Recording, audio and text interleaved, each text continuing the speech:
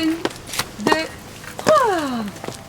Séverine Horemans uit La Louvière neemt haar zoontje Nathan mee naar het speelplein om de hoek. 6 jaar is hij, maar stappen lukt nog maar sinds een maand of 4. Nathan is geboren met het syndroom van Dravet, zoals 1 kind op de 15.000. Jusque-là, j'ai 6 mois, c'était un bébé en forme, joyeux, tout à fait normal. Et à 6 mois, il a fait sa première crise d'épilepsie à la crèche, dont un état de mal de 45 minutes, où il est mort devant nos yeux. On l'a réanimé de justesse.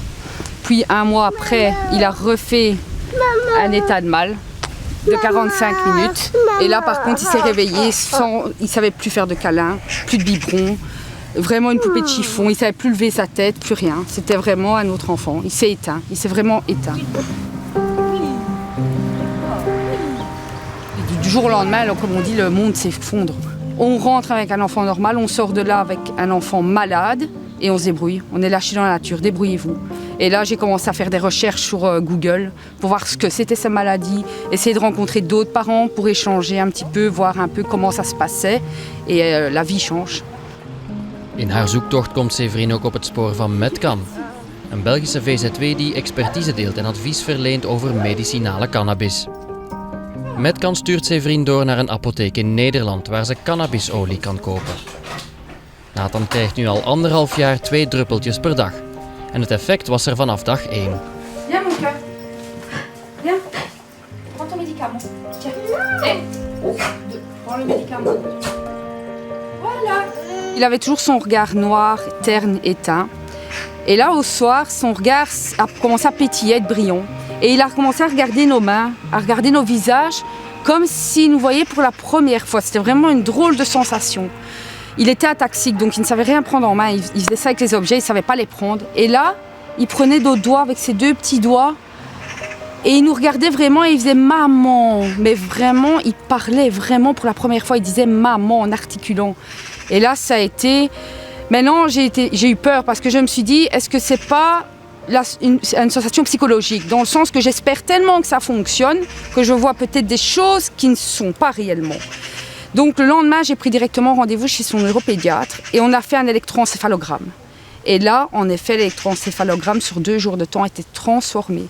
Elle m'a dit que c'est la première fois que son cerveau travaille comme un enfant de son âge. Tous les éléments lents s'étaient réactivés.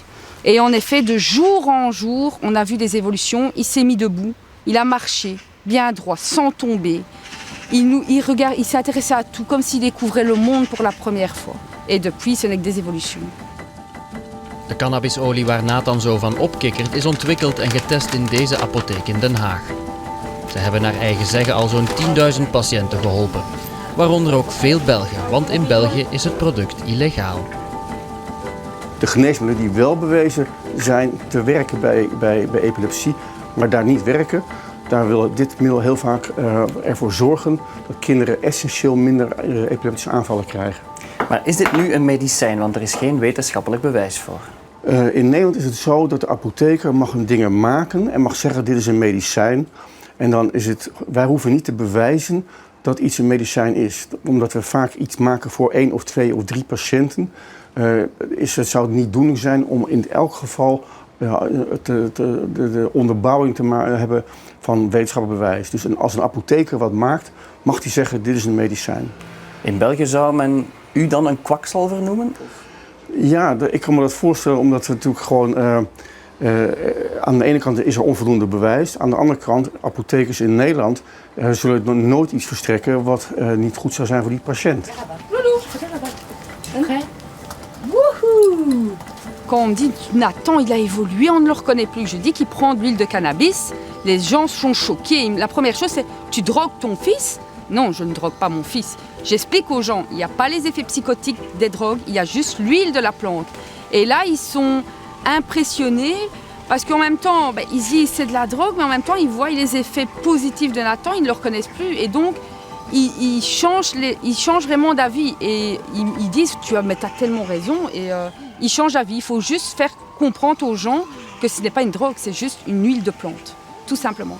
Aan medicinale cannabis worden geneeskundige krachten toegeschreven.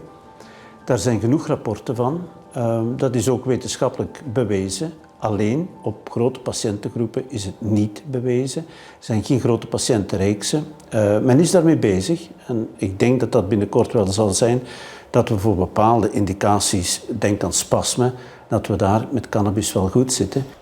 Oncoloog Jacques Jansen schrijft medicinale cannabis voor als hij vindt dat zijn patiënten ermee gebaat zijn.